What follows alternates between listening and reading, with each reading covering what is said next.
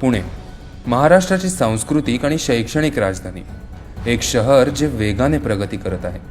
पण या विकासाबरोबरच शहराच्या पायाभूत सुविधांची गुणवत्ता सुधारणेही तितकेच महत्त्वाचे आहे.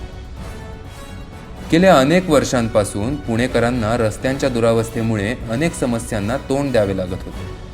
नुकतेच तुम्ही बघितलेले दृश्य होते शिरोळा रस्त्यावरील, जिथल्या खड्ड्यांमुळे नागरिकांची तारांबळ उडालेली दिसून येते.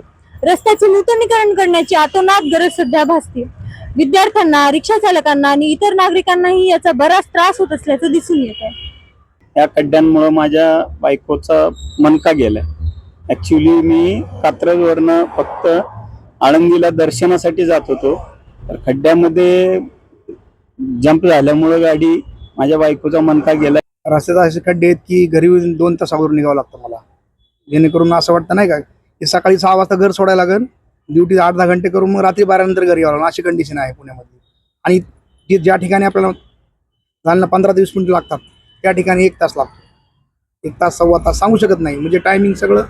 आणि एकदम गाडीचं मेंटेनन्स, टायर, खड्डे सांगू शकत नाही. आणि परेशानी एवढी की म्हणजे वेळेचं कुठलं हे नाहीये, असं वाटतं की आपण 18 घंटे 20 घंटे बाहेरच आहे. रिक्षामध्ये बऱ्याचदा आमच्या वृद्ध असतात, अगदी लहान बाळ सुद्धा घेऊन आम्ही जात असतो. प्रेग्नंट महिलांना पण आम्ही लांब लांब घेऊन जाऊ शकतो. मग त्यांना आम्हाला खूप हळू न्यावं लागतं. आणि गाडी चालवली की मागून खूप लोक हॉर्न वाजत बसतात. मग सगळाच परिणाम होतो त्या गोष्टींवर पुढच्या. कॅमेरामॅन ऋषिकेश सोबत मी मधुरा, ब्रॉडकास्ट मराठी, पुणे.